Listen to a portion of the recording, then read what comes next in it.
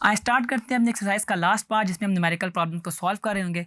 Start करते हैं numerical number 1 से। A 1.25 centimeter diameter cylinder is subjected to a load of 2500 kilograms. Calculate the stress on the bar in megapascals. अब इसमें हमने stress को find करना है और स्ट्रेस का सिंपल फार्मूला आपको पता है फोर्स पर यूनिट एरिया का, और हमारे पास जो गिवन है उसमें हमारे पास लेंथ है और मैस है। अब लेंथ और मैस हमारे पास गिवन है, इसके जरिए हम लोग पहले फोर्स निकाल लेंगे और उसके बाद हम लोग इसमें जो है स्ट्रेस को फाइंड आउट कर लेंगे। आइए इसको सॉल्व करते हैं।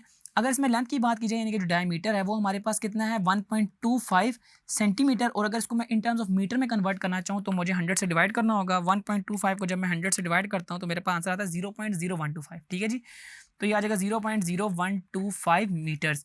और अगर मैं इधर से रेडियस निकालना चाहूँ तो आपको पता है वो डायमीटर का हाफ होता है, और क्योंकि हम रेडियस से निकाल रहे हैं क्योंकि जो एरिया होता है ना वो हमारे पास पाई आर स्क्वायर होता है, उसमें रेडियस हमने पुट करना होता है। तो आए इसकी वैल्यूज़ को हम इसमें पुट इन करते हैं 0.0125 डिवाइड बाय 2। ठीक है जी, तो जब मैं इसको 2 से डिवाइड करता हूँ तो मेरा आंसर आता है 6.25 इंटू 10⁻³ ठीक है जी, इसको मैं ऐसे ही लिख लेता हूँ 6.25 इंटू 10⁻³ मीटर्स। ये हमारे पास रेडियस आ गया है।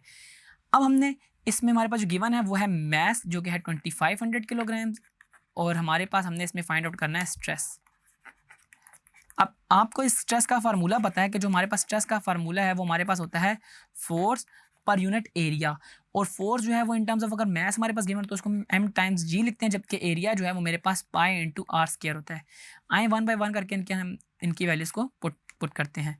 एम की जो वैल्यू है वो मेरे पास है 2500, जी की वैल्यू मेरे पास होगी 9.8, पाई की वैल्यू है मेरे पास 3.14, और आर हमने कितना निकाला है 6.25 इंटू 10⁻³ का स्क्वायर।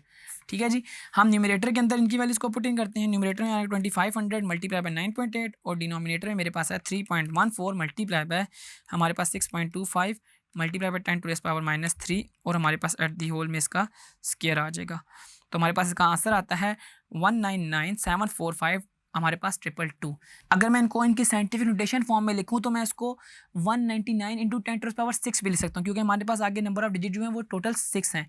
तो मैं ऐसा करता हूं इसकी पूरी वैल्यू नहीं लिखता बल्कि इसको साइंटिफिक नोटेशन फॉर्म में लिखता हूं, यानी कि 199.6 इंटू 10⁻6, और इसके हमारे पास जो यूनिट्स होंगे स्ट्रेस के वो यूजुअली हमारे पास पास्कल्स होते हैं, लेकिन हमने इसको निकालना था in terms of mega pascal. और आपको पता है कि हमने प्रीफिक्सेस में ये चीज़ पढ़ी थी कि जो हमारे पास मेगा होता है वो 10⁻6 होता है, तो इस वजह से मेरे पास जो स्ट्रेस है उसको मैं 199 मेगा पास्कल भी लिख सकता हूँ, क्योंकि 10⁻6 जो है वो मेरे पास मेगा में कन्वर्ट होगी। तो यूँ आपने देखा एक सिंपल सा न्यूमेरिकल जिसमें हमारे पास डायमीटर और इसके अलावा मैस गिवन था और हमने इसका स्ट्रेस निकालना था।